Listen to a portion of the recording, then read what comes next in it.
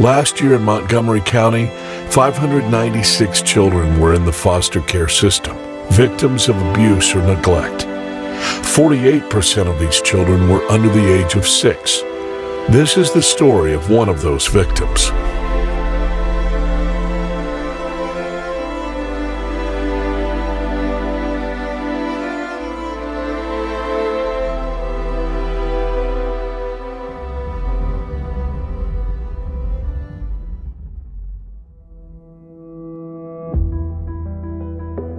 Mike joined us as a volunteer advocate 4 years ago. Not only is he skilled and knowledgeable and detail-oriented, but he's excellent at building connection with kids and families. I learned about CASA from a friend of mine, a neighbor who's well connected in the community, and he mentioned CASA. And it is one of the most rewarding things, if not the most rewarding thing I've done.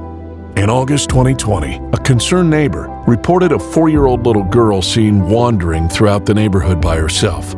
She'd been left with relatives by her mother, but the little girl was often alone, unsupervised by any adults or caregivers, no one to keep her away from a busy street or make sure she had anything to eat for breakfast.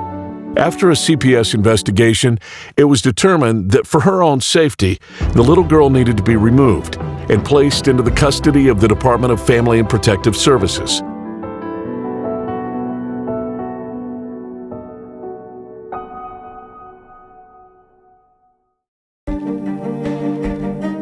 Because CASA advocates for the best interests of the kid, what we want to make sure is we know who family is and what family is available. It's part and parcel of what we do to really dig and find as many family members as we can.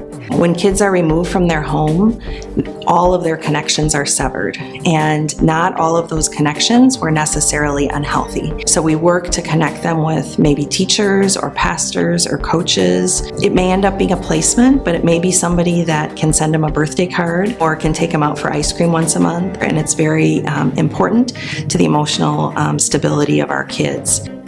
CFE is collaborative family engagement. It is a methodology that is used throughout our organization. It's used on all of our cases, and it is a way for us to find connections and build connections for our kids. Our goal as advocates is to reunify families, to put children with families. It's not always possible.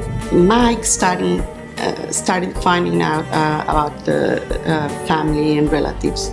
Always CASA helps us with that, finding relatives. We do family finding with collaborative family engagement, and that really is going out and searching for family members. When you get the affidavit, they ask, who's the father? We were given a name. We also got the impression from the investigator that this is just a name, there was no certainty. Most of our advocates have one single case, and so they get to build a relationship with the biological family and get to establish trust. Basically what I did is I called mom myself, said, this is who I am, this is what I do. Who do you think Perla's father is? We have this name. Is it him? Is it someone else? And she gave me Byron's name. Mike had the time and the expertise to locate the biological father of this child, who would have never been located without Mike's advocacy. I had to tell you, from the very first phone call with Byron, he was a stand-up man. From the very moment we first spoke, he said, if I'm the father, I want to be the father, and I want to be in her life. We need to, make sure it's 100% certain. DNA test comes back, Byron's the father.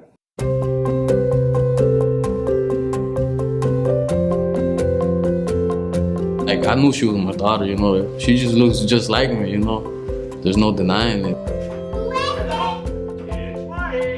How are you? How do we introduce Perla to him? We went on a joint visit to the foster family. She did not know her father, had no concept of who it might be.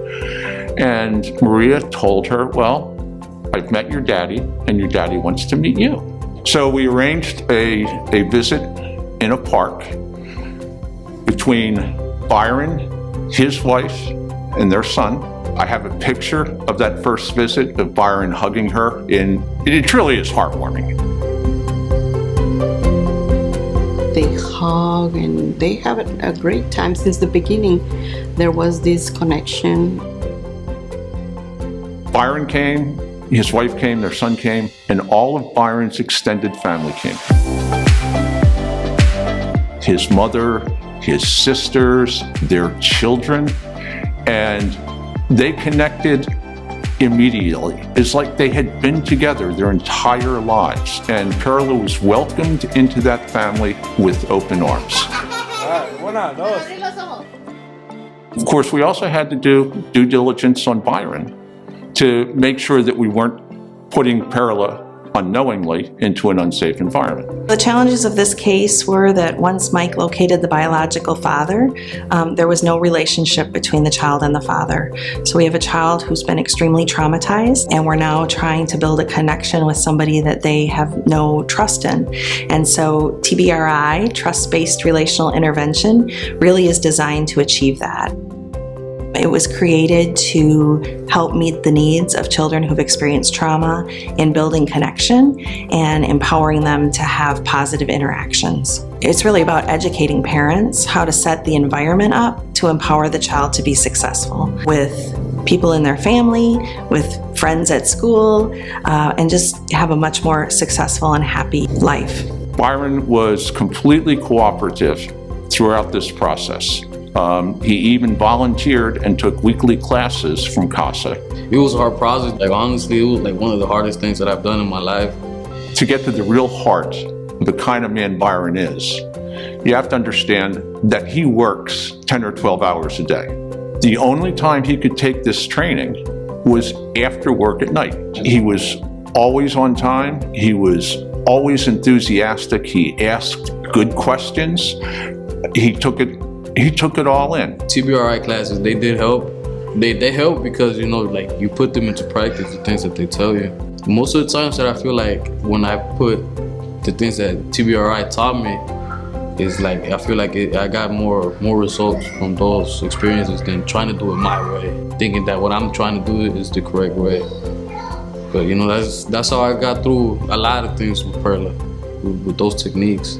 It gave him the confidence that he can be and is a great father for Perla and his son. Man, Mike, he was like a really great help. Really, really great help. Every phone call that I made to Mike, no matter the time, Mike was there.